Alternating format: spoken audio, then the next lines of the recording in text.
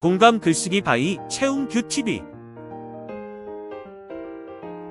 성공에 대한 꿈은 누구에게나 있지만 모든 사람이 성공할 수 있는 것은 아니다. 그렇다면 성공은 만들어지는 것인가? 아니면 운이 좋아 타고나는 것인가? 우리는 경험을 통해 실패하고 일어서기를 반복하며 살아간다. 반복적인 실수를 줄여 성공으로 다가가고 한 번의 성공은 또 다른 성공으로 이어진다는 얘기를 들어본 적이 있을 것이다. 실패를 통해 아픔을 겪기도 하지만 곧 좋은 운과 함께 작거나 큰 성공을 이루기도 한다. 그렇다면 과연 성공의 매뉴얼은 존재하는 것일까? 로버트 슐러는 기능적 사고의 저자로서 흠잡을 데 없이 아무것도 하지 않는 것보다 불완전하더라도 뭔가를 하는 것이 낫다라고 말한다. 사람들은 편안함을 추구하는 경향이 있지만 역방향으로 움직이는 것에서 얻는 성취감이 당신을 성공으로 이끌어준다고 말하는 것이다. 작년 겨울에 우연히 속리산에 등산할 수 있는 기회가 찾아왔다. 평소에 등산 경험이 적은 나는 등산화와 물 한 병만을 준비하고 1000m 정도의 문장대까지 오르게 되었다. 등산을 마친 후 갈증과 피곤함을 느끼며 스스로에게 왜 이렇게 힘들게 등산을 했을까라고 물을 수밖에 없었다. 그리고 내 인생에는 두 번 다시 등산은 없을 것이라 생각했다. 경험과 관심은 우리에게 보이지 않던 것들을 보이게 만들어준다. 속리산 등산 이틀 후 저녁에 평소에 자주 가던 도서관을 찾았다. 평소에 즐겨보지 않던 등산과 트레킹 책들을 찾게 되었고 이제는 자연스럽게 발걸음을 옮겨 다양한 등산과 트레킹 코스를 찾아보며 책을 넘겨보는 나 자신을 발견하게 되었다. 이후로 어떤 변화가 일어났을까? 마치 산에 홀린 듯이 작은 목표를 세우고 설악산, 지리산, 덕유산, 한라산, 서울 주변의 트레킹 코스를 주말마다 오르내렸다. 처음과 달라진 점은 무엇일까? 등산을 위해 지리 정보를 수집하고 안전을 위해 등산화, 등산복, 등산 장비를 구입했다. 휴식 시간에는 물과 간식을 챙기고 정상에서는 커피를 마실 수 있게 되었다. 이제는 체력이 향상되어 정상까지 오르는 시간이 줄어들었고 산에 오르고 내리는 동안 주변 경치를 감상하며 자유로운 시간을 보낼 수 있게 되었다. 등산을 하면서 주변을 돌아보며 다람쥐가 나무를 타고 있는 모습이나 새의 소리와 계곡에서 흐르는 물소리를 듣는 등 자연의 아름다움을 느낄 수 있다.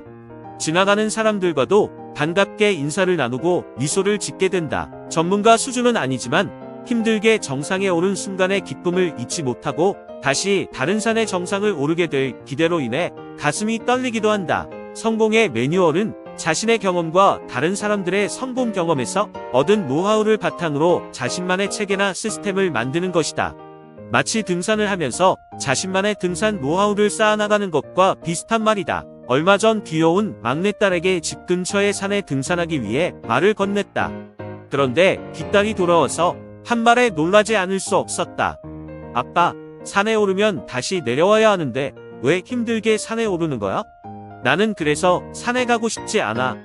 뒷딸이 말하는 것은 맞는 말이었지만 말뿐인 것 같은 뒷딸을 보며 아빠 미소를 흘렸던 기억이 떠오른다. 하지만 이제는 가끔 딸과 함께 산에 오르고 있다. 뒷딸을 위해 적합한 매뉴얼을 마련했다.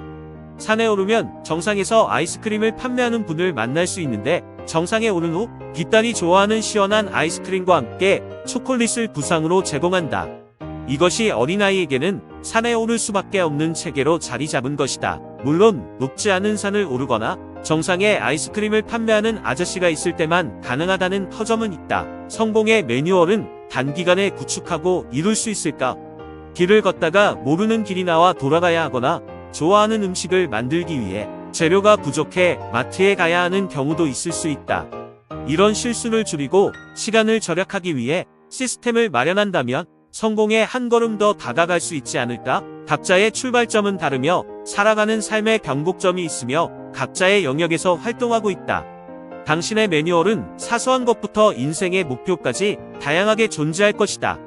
시간을 단축하면서 더 효율적으로 활용하기 위해 크로노스 시간을 줄이고 카이로스 시간을 늘려야만 한다. 공평함과 기회를 뜻하는 두 가지 시간이 있다. 크로노스 시간과 카이로스 시간이다. 크로노스 시간은 지하철을 타거나 버스를 타고 이동하는 등 일상적으로 흘러가는 물리적인 시간을 말한다. 모두에게 동일하게 적용되는 공정한 시간을 의미한다. 그에 비해 카이로스 시간은 가치 있는 활동을 하는 시간을 말한다.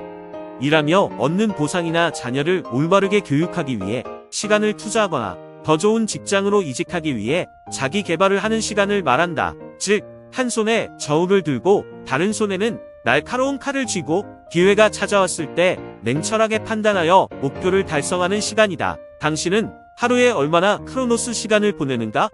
인간의 삶에서 크로노스와 카이로스는 항상 공존해야 하지만 크로노스 시간을 줄이고 카이로스 시간으로 채워나가는 노력이 필요하다. 이 노력이 습관이 되고 습관이 더 나은 삶으로 이끌어줄 것이다. 공감 글쓰기 최웅 뷰티비였습니다.